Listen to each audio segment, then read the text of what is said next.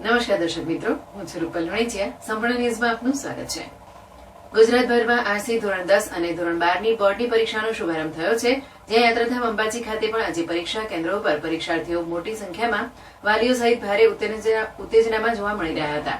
આજે બોર્ડની પરીક્ષાના પ્રથમ દિવસે અધિક કલેક્ટર અને મંદિરના વહીવટદાર કૌશિક મોદી તેમજ અંબાજીના પોલીસ ઇન્સ્પેક્ટર જીઆર રબારીએ માતાજીનો પ્રસાદ મોહનથાળ ખવડાવી પરીક્ષાર્થીઓને પરીક્ષા કેન્દ્રમાં પ્રવેશ આપ્યો હતો.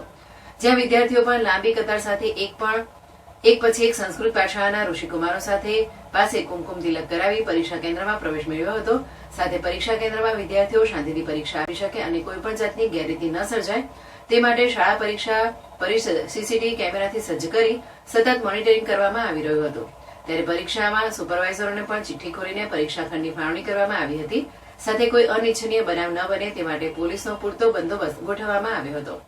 અંબાજી વિસ્તારમાં કુલ 3 પરીક્ષા કેન્દ્રો ઉપર 700 જેટલા બાળકો પરીક્ષા આપશે. જ્યારે અંબાજી મંદિર દેવસ્થાન ટ્રસ્ટ દ્વારા પહેલા બહારથી પરીક્ષા આપવા આવતા વિદ્યાર્થીઓ માટે નિઃશુલ્ક ભોજનની વ્યવસ્થા કરવામાં આવતી હતી, પણ હવે ભોજનાલય સદંતર નિઃશુલ્ક કરી દેવાતા ફ્રી ભોજનનો લાભ સ્થાનિક વિદ્યાર્થીઓ પણ લઈ શકશે.